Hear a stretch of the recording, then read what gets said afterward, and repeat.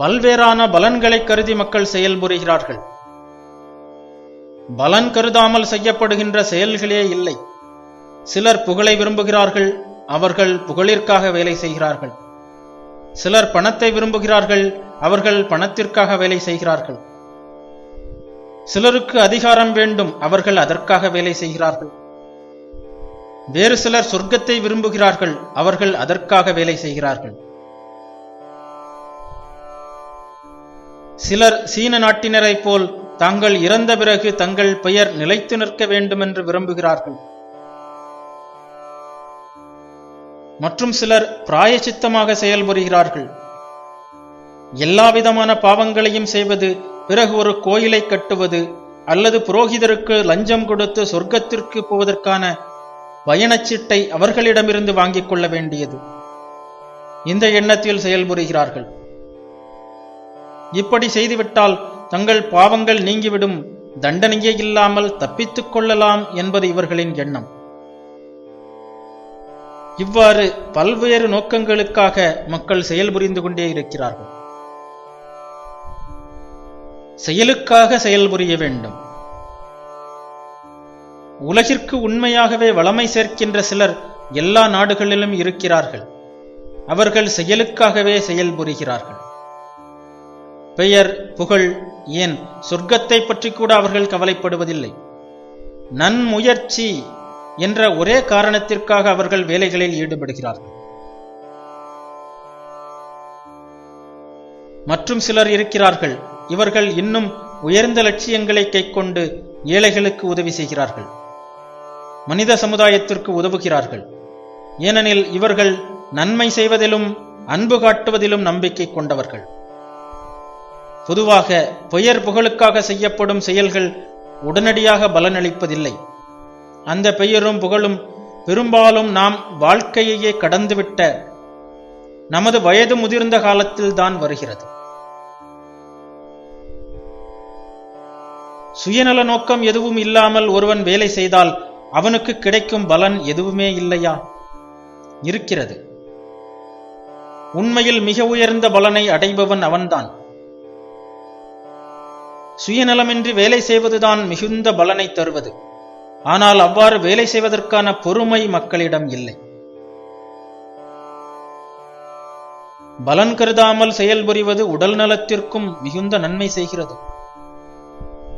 அன்பு, உண்மை, சுயநலமின்மை இவையெல்லாம் ஒழுக்கம் பற்றிய வெறும் பேச்சுக்கள் அல்ல. அவை நம்மிடம் மிக உன்னதமான லட்சியத்தை உருவாக்குகின்றன. ஏனெனில் அவற்றிலிருந்துதான் அளவற்ற ஆற்றல் வெளிப்படுகிறது. எவ்வித சுயநல ஆசையுமின்றி எதிர்காலத்தை பற்றியோ, சொர்க்கத்தை பற்றியோ, தண்டனையை பற்றியோ அல்லது அத்தகைய வேறு எதையுமே நினைக்காமல் 5 நாட்களோ 5 நிமிடமோ ஒருவரால் வேலை செய்ய முடியுமானால் தர்மத்தில் நிலைத்த ஒருவராக ஆகக்கூடிய சக்தி அவரிடம் இருக்கிறது என்று பொருள். இப்படி வேலை செய்வது கடினம்தான் என்றாலும் இத்தகைய வேலையில் மதிப்பும் அது எத்தகைய நன்மையை கொண்டு வரும் என்பதும் நம் உள்ளத்திற்கு தெரிந்தே இருக்கிறது.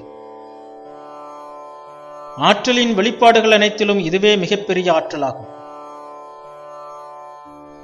இந்த தீவிர சுய கட்டுப்பாடு புறமுகமாக செய்யப்படுகின்ற எந்த வேலைகளையும் விட அதிகமான ஆற்றல் வெளிப்பாடாகும்.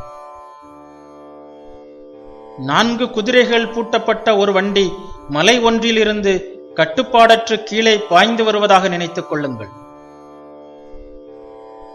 அவ்வாறு பாய்ந்து வருகின்ற வண்டியை குதிரைக்காரன் கட்டுப்படுத்தலாம் அல்லது கட்டுப்படுத்தாமலும் விடலாம். இந்த இரண்டில் எது மிகப்பெரிய ஆற்றல் வெளிப்பாடு? குதிரைகளை தன் போக்கில் ஓட விடுவதா அல்லது அவற்றை கட்டுப்படுத்துவதா? பீரங்கியிலிருந்து புறப்படுகின்ற ஒரு குண்டு வான்வழியாக பாய்ந்து தொலைதூரம் சென்று கீழே விழுவதாக நினைத்துக் கொள்ளுங்கள். மற்றொன்று அருகிலுள்ள சுவரின் மீது மோதுகிறது. அப்படி தடுக்கப்படும் போது அது பயங்கரமான வெப்பத்தை கக்குகிறது. இந்த இரண்டில் அதிகமான ஆற்றல் எங்கே வெளிப்படுகிறது? சுயநல நோக்கத்துடன் வெளியே செல்கின்ற ஆற்றல்கள் யாவும் சிதறி வீணாகின்றன. அந்த ஆற்றல் உங்களிடம் திரும்பி வருவதற்கான வழியே இல்லை. ஆனால் அவற்றின் ஆற்றல் கட்டுப்படுத்தப்படுமானால் அது ஆற்றல் வளர வழிவகுக்கும். இந்த சுய கட்டுப்பாடு மகத்தான சங்கல்பத்தை உருவாக்குவதற்கு ஏதுவானதாகும். இயேசுவையும் புத்தரையும் உருவாக்குகின்ற குணநலனை இது தரும். முட்டாள்கள் இந்த ரகசியத்தை அறிவதில்லை. ஆனால் மனிதகுலத்தை ஆள மட்டும் அவர்கள் விரும்புகிறார்கள். வேலைகளை செய்துவிட்டு காத்திருப்பாயே, ஆனால் முட்டாள் கூட உலகம் முழுவதையும் ஒரு நாள் ஆளலாம். ஆள வேண்டும் என்னும் முட்டாள்தனமான எண்ணத்தை விட்டுவிட்டு சில ஆண்டுகள் காத்திருக்க வேண்டும்.